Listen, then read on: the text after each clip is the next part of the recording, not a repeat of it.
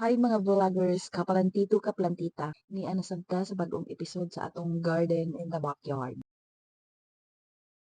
Long weekend karon guys, nya makita ninyo ang amuhang gulayan, nangamatay na and kinahanglan na siya hinluan para sa next planting season. Kana mga tamnanan sa pipino, among talong nangalaya ang udlot.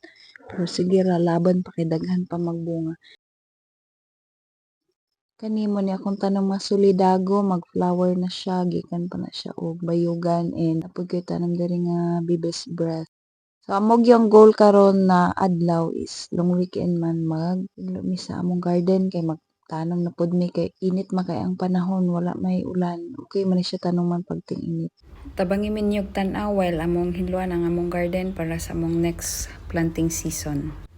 Previously, kani nga area amo ni gitamnan og pipino, siguro mga 20 ka punuan. Pero daghan kay mig na harvest adto ay hato siya na matay kay nag-ulan-ulan. So di ba libre na kayo among pangkilaw-kilaw, nakapaligya pagid mi adto pang palit sa bahog sa manok.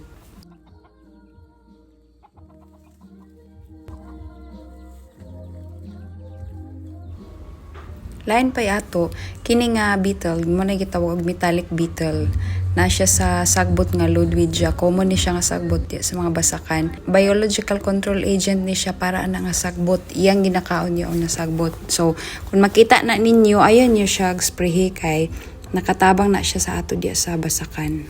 So karon diri na pud ko naghinlo sa vegetable bed kay nangamatay na ang mga gitanom diri. Ang nabilin lang kangkong, yung gamay nga alugbati. So susunod tamnan na po nato na outro og gulay nga ginagmay mga pichay, kangkong. So after sa atong pagunaguna, kapi-kapi na dayon.